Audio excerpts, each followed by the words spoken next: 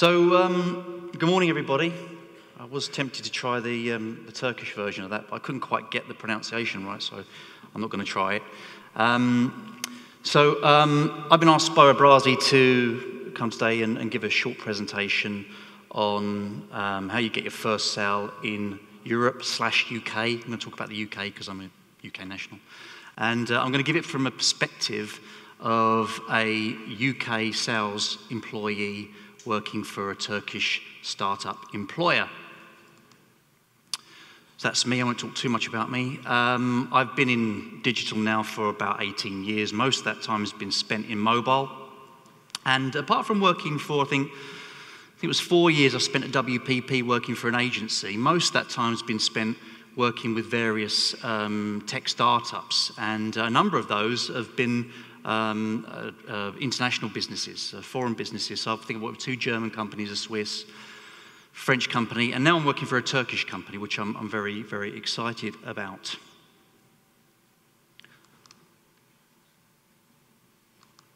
Like I say, also, those companies that I've worked for, they're all in a much better position once I left them, which is a good sign. About App Samurai, so you could probably tell from just the illustration that we're not an investment bank. We're part of the app economy, a burgeoning app economy that is, well, they reckon App Annie, the app measurement company, say it's going to be worth around $6 trillion by 2021. So it's growing. When you think last year alone, there were 3.5 billion apps that were downloaded from around 5 million apps across the various app stores. You can see that it's come a long way in 10 years from when Apple first launched its Apple App Store. And it's only going to get bigger, and so it's a really good place to be in. Our company is less than 2 years old, and already we've got 50 people across 5 offices. So we've got 2 in Turkey, as you'd expect, Ankara and Istanbul. We've got an office in the US. We've got an office in Germany, in Berlin, and we've got me in London. We're not quite calling ourselves potential unicorns yet, or looking at global domination, but we're making a start, and we're an advertising business first and foremost. So we've already run something like 30,000 campaigns across our platform over 150 countries. So it's very much a scalable business that can go international. So those of you who don't really know what I'm talking about in terms of being an app marketing technology business, I'll give you a quick example. So Nike is a client of ours, and Nike has a number of apps in the market that it seeks to promote via paid media to generate installs from users. Now, we work on what's called a CPI model. That's our business model. CPI stands for cost per install. So Nike doesn't pay us just for showing this ad to a user. Nike doesn't pay us when the user clicks on the ad. Nike pays us when the user does those 2 things and then goes on to install the application. So it's a very low-risk model for advertisers. And I'm pleased to say that we've got a number of them already, big and small clients. So a growing portfolio of clients, and we want to add more to that. The digital market is growing generally. It's been growing since 2006. We've been seeing this upward curve.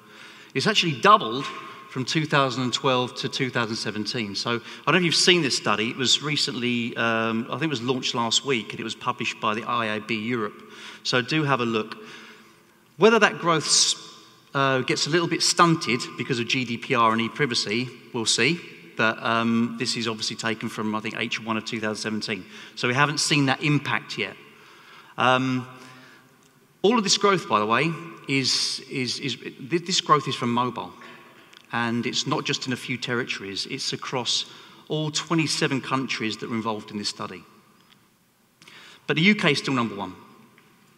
And the UK has been number 1 for a number of years. And there's historical reasons for that.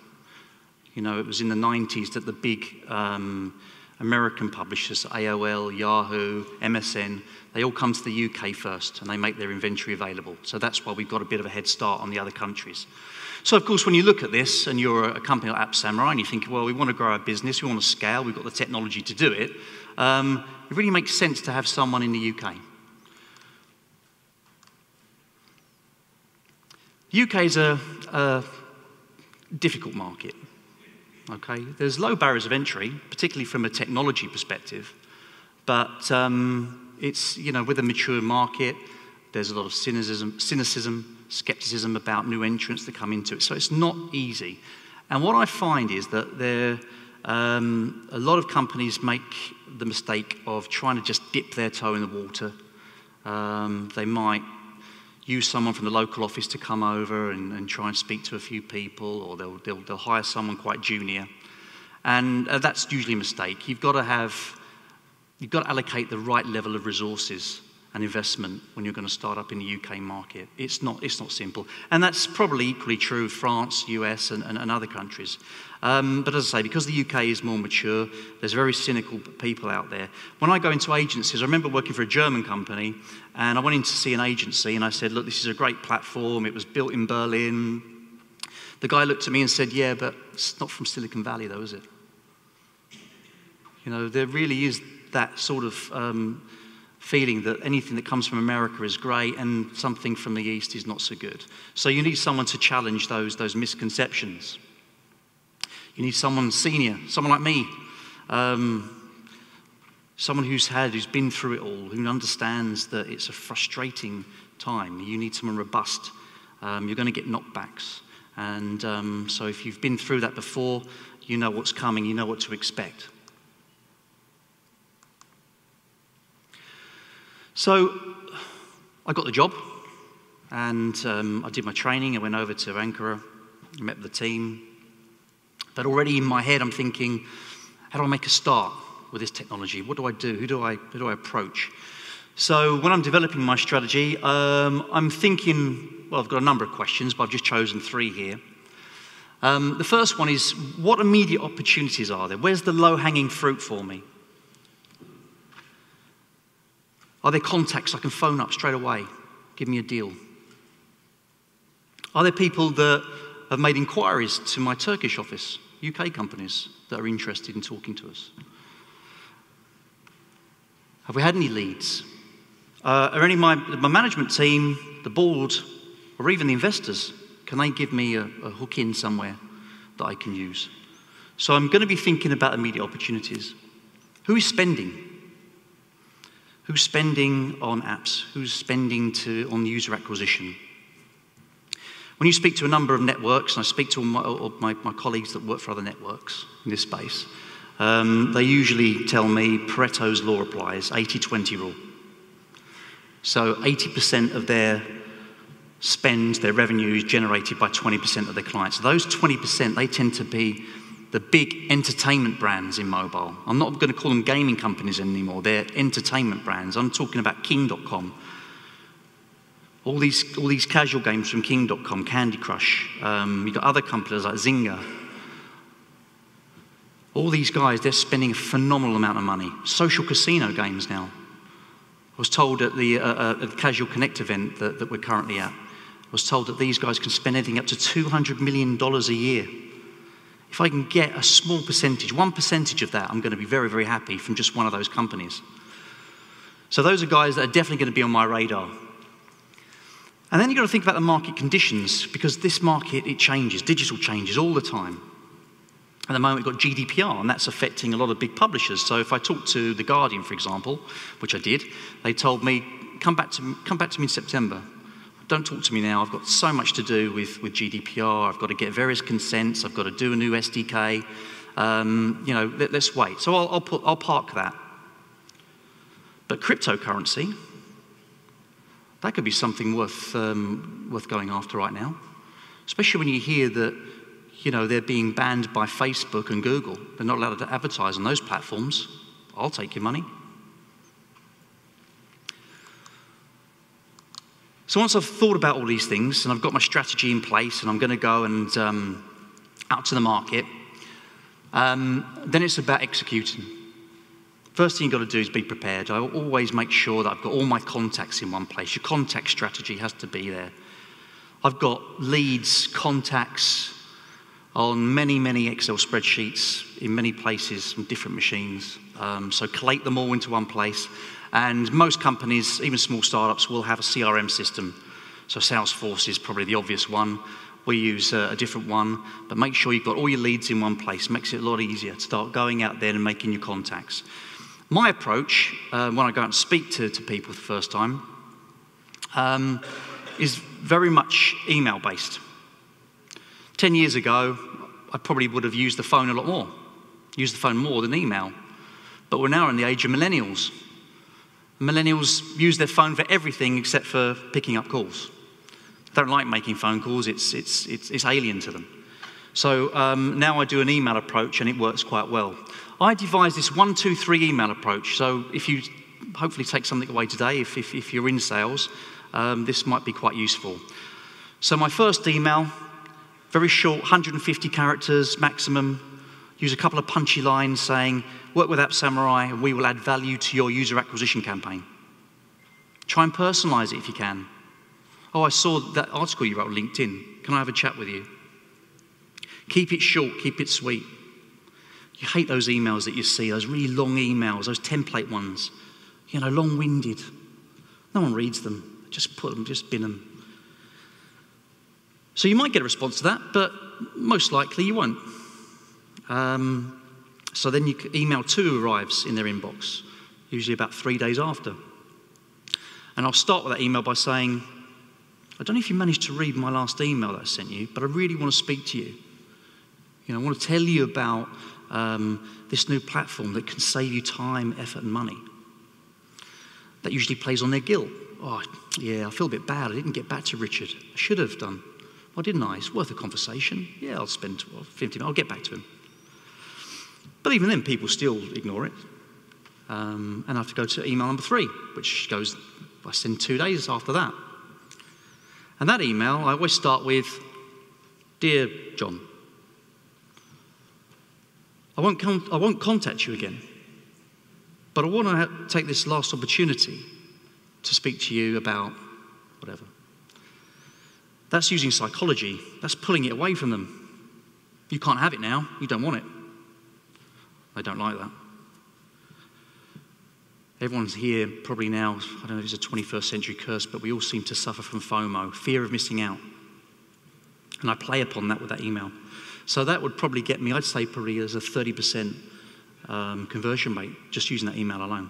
If I don't hear anything, I won't give up. I'll try and find someone else within an organisation. I'll try the same approach. If I need to go through LinkedIn, I'll do that. If I have to call them, then I'll call them. The objective of the email is to get a meeting. I'm not trying to do everything in one call. I'll get a meeting. Even the meetings are short. Keep them to 30 minutes. I used to do hour-long meetings. They're dull. No one really listens. I used to be in an agency. And in the agency, we were always told, well, try and meet about 20 tech vendors, if you can, a week. But you don't want to have an hour session. You want to keep them to half an hour. So keep it short. First 15 minutes, listen. You know, what's the issue that you're having? How can we, App Samurai, help you with a solution that overcomes that problem? Then, after that, you've listened to them. If you're going to use a presentation, when you get to my level of experience, I sometimes don't use presentations now, I just talk, have a conversation. But if you're going to use a presentation, 5 slides, maximum, 5 slides. And not going through, this is who I am, this is who we are, like I've done today. Start off saying, these are the issues that I think you're facing at the moment. And this is the way that we're going to solve them for you. So if you can tell a story, storytelling, all important, because, as I said, as I mentioned earlier, there's vendor fatigue. There's a lot of companies like you that are going out to meet agencies and going to meet clients directly. You've got to stand out. You've got to tell them your USPs, unique selling points straight away. Then after that, you've got that period. Now, we've got a very, very quick sales cycle. Okay, we're going out and we're asking money to run campaigns. It's low risk.